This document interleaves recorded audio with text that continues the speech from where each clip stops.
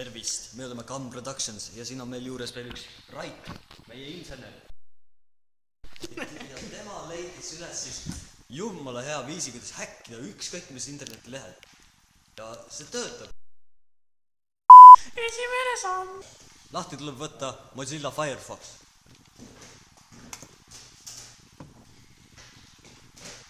Lahti läks. Teine samm. Vajutage paremat hiireklõpsu. Kolmas samm. Menüüs vajutada inspekteeri elementi. Samm 4. Otsi üles kiri, millele inspekteeri elementi vajutasid. 4. samm. Aeg häkkida!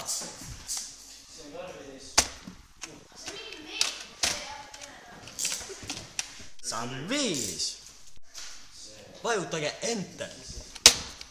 Oi, see on backspace. Häkitud.